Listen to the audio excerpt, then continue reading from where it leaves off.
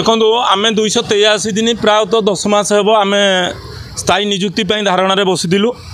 जिला प्रशासन भी जानी आम जो भी ये धारणा बसीलु शांतिपूर्ण गणधारणा देदेलु अनिर्दिष्ट काल जिला प्रशासन को जनईजु, सब कलेक्टर को जनईजु, एलओ को जनईजु, आरडीसी की जनईजु, मुख्यमंत्री की जनईजु, केंद्र राज्य सरकार को समस्त को जनईचु।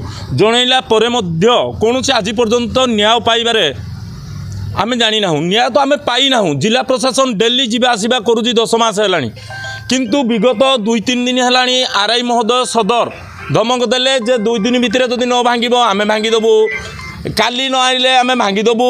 यही प्रकार कौन जो गोटे एविएशन करवा दायित्व तहसिलदार अच्छी, आरआई अच्छी, किंतु आमको नोटिस कहीं एवं जो मजिस्ट्रेट भाव में आडिशनाल तहसिलदार महोदय आसी मुझे पचारि कहली जो तुम ये भांगिल एविएशन कल आमको नोटिस देल ना, आमको भरवाली सब कलेक्टर नोटिस देते ता माने एटी लोक माने न्याय पाइबेनी। ए सरकार रे लोक माने न्याय पाऊना, ए बड़ बड़िया माने न्याय पाइबे। जिला प्रशासन को हाथ बारिशी करी अन्याय कर साधारण लोक को जमीहरा प्रजा आज 10 मास है गणधारण बसीचु, स्थायी गणधारण बसीचु, कौन सी गंडगोल ना, शांतिपूर्ण भाव में बसीचु।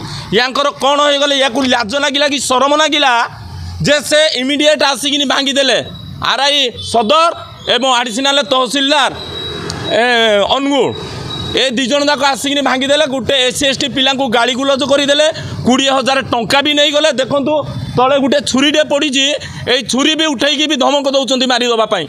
ये कौन जिला प्रशासन न्याय?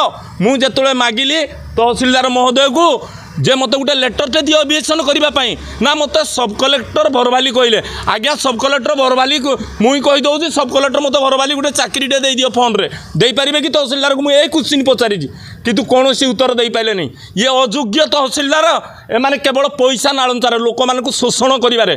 अनुगुल रे कौन कहीं कौन सरकारी जगह मोड़ई ना, केते थर तुम एविएशन कर एटी गोटे साधारण लोक न्याय पाई तुम एविएशन करुच, एटा लज्जाजनक।